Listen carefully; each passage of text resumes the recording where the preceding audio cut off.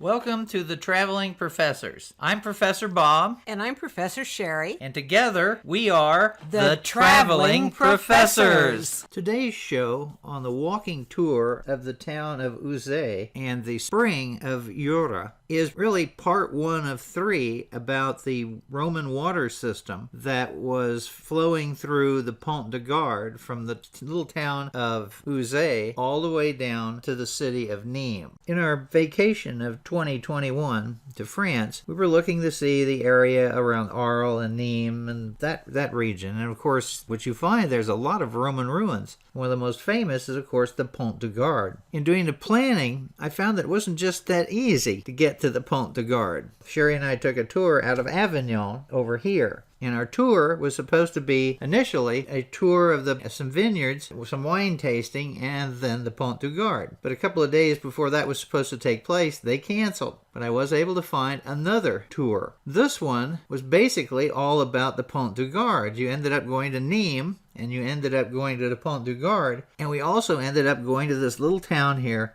Uzes, which happens to be the source of the water that the Romans were using to take it all the way down to Nimes. The little town of Uzes is at the source of the Alzon River, and it comes from what is known as the Fountain du Eure, which we'll see. That's also where the Romans built the aqueduct in the 1st century BC to supply water to the town of Nimes, which is 31 miles away. And the most famous stretch of that aqueduct is the Pont du Garde, which carries the fresh water over the River Gardon with these spectacular arches. And that's something that we'll see later because we'll do a tour of the Pont du Garde area as well. But this is our map. You have Avignon, you have Nimes, here's Uzes, and the Pont du Garde is located right here. Here's an aerial view of Uzes, and you can see the main sites, the church and the tower, and the Dukel Palace, and then the town square. But from a historical standpoint, it's very unique because in the 700s, it was part of the Spanish Muslim Empire.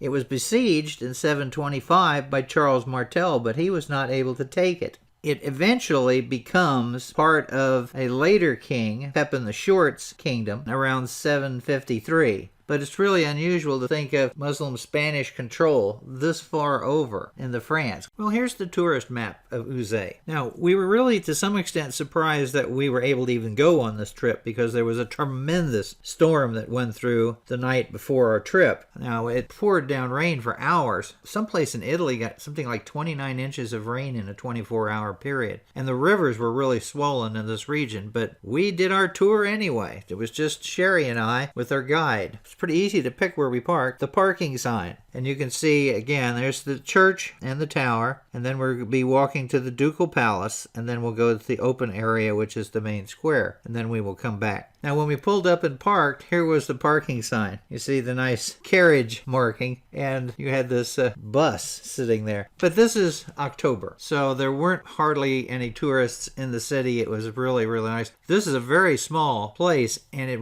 is really medieval, as you'll see in the pictures. So if you're looking to come to France and get away from the big crowds, let's say Carcassonne and some other places, think of Uzes. The tour we were on was supposed to leave Avignon, go to Nimes, then go up to Uzes very briefly, and then down to Pont du Garde and back. But because Sheri and I were going to spend several days in Nimes later, we just stopped at one location, which is actually the spring that the city was using before the Pont du Garde was built. And so we had some extra time at Uzes and some extra time at the Pont du Garde. But we did not really go into anything. So here is the cathedral. Now, the cathedral was destroyed during the Albigensian Crusade. It was rebuilt and destroyed again in the wars of religion during the 16th century. We were rebuilt once again and then stripped of all of its gold and silver during the French Revolution, and it has since been restored to some extent on the inside. And the tower that you see behind it, the Romanesque tower called the Tour Fenestrelle, or the Window Tower, with its paired windows, is probably the most famous spot in the entire city. It was listed as a French historical monument in 1862. So now we'll start walking into the town. Here's Sheri with our guide, who is, by the way, also our driver. And we had no plans of actually visiting the little town, so this is a complete surprise. And we'll end up walking all the way into the center of the town and then walking back out. But you can see the narrowness of the streets. And this is a nice view of the streets where you can see the gutter so that the street comes down to the center, as most medieval towns had this. You can see this in Rouen and other towns. So that when it rained or when you threw your slop out the window, when it rained, it would then all wash it completely away. And then here you see it kind of open up a little bit, and you have the little terrace going across. Through this narrow area, you can see that there's a tower up ahead. Now, this town actually has 3 surviving feudal towers. One is called the Bermond Tower, and that's part of the Chateau of the Duke. And there's a bishop's tower by the bishop headquarters, and then there's a royal tower as well. Then once we come out from behind this wall, we then see the Dukel Palace. This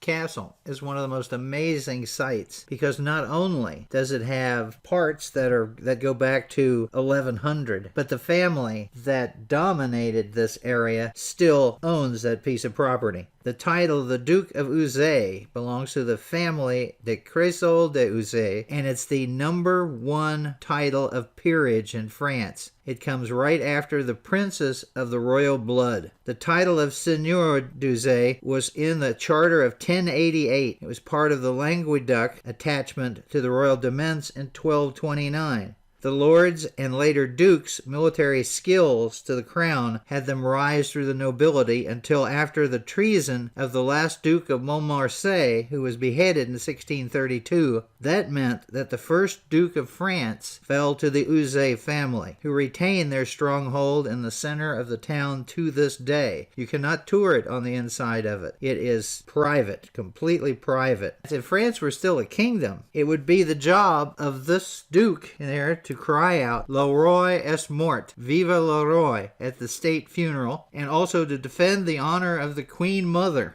There are 21 dukes that have been wounded or killed as hereditary champions of France over the centuries. It was really kind of frustrating over the fact that we could not go into this place, because to be able to go into the different types of towers from this time period would be just a fascinating experience. After walking a few blocks away from the Ducal Palace, we come to this beautiful open plaza. This is their town square with a beautiful fountain. And then here I am standing in front of the fountain. Usually I always take pictures of Sheri. She made me stand so she could take one. And then around one section of the plaza, you see these arches. And they were storage areas during the Middle Ages. You would also have shops there. Well, they use them for shops today. So here's an example of one of them. And then if you go inside, you can look down and see the other shops that you could put in there. So it's kind of an open market system. And then looking back, of course, we were there around 10 o'clock in the morning, so nobody was out eating, and it looked like it would rain at any moment. So there is the various dining facilities that are available on this beautiful little square. Well, it's time to head back to the van so we can go to the spring, because we still have a lot of things to see. So here we are walking away from the square. Ultimately, we come to this little sign which talks about a medieval garden, and here is the entrance to the medieval garden. And you would walk all the way down there. It's part of the old church section, but it's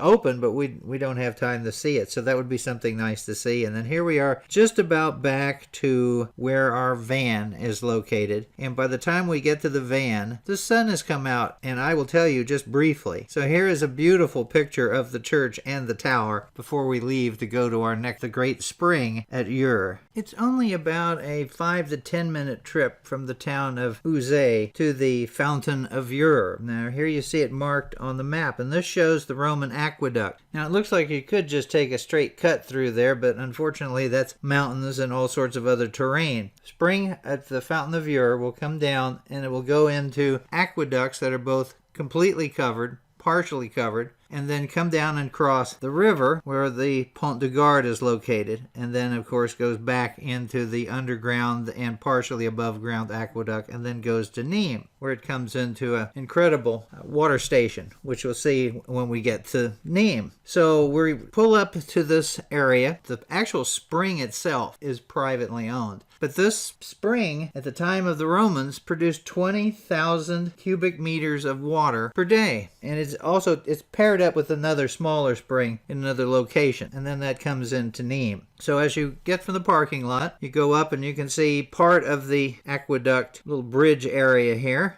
And then you can see the trough, which is actually, this is a Roman-built above-ground aqueduct. And the area back in here where you see the fence, that's where the original spring is. That's where the original property is owned by someone else. So here you go, getting a little closer to the spring, and that you can see the fence there. And that, of course, I'm being told I can stick my hands up over the fence, shooting through the fence and over the fence. So you can see in this picture a little bit of the spring area. And as we get a little closer, there you see the water coming down into a Roman aqueduct, above ground aqueduct. And then here you see a nice shot of the water bubbling up from its original location. Now, here is two really short videos so that you can see it in action.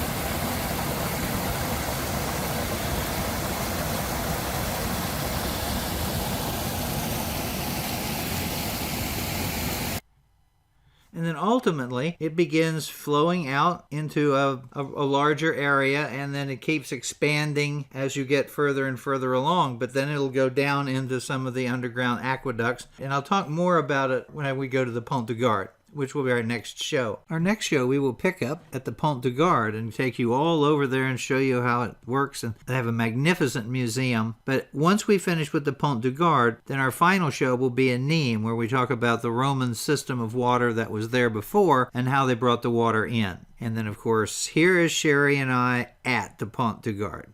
Sheri and I hope you enjoyed the tour. Please come by our YouTube channel at Bob Packett, and please subscribe and leave some comments. Thank you very much. I've been doing podcasting on history for over 15 years. I've got over 4,000 shows, and I've done CDs, which of course can be sent out as USBs. So if you would really like to get more on history for free, then come by my website, as you see here, historyaccordingtobob.com, and see what's there. So thank you very much again.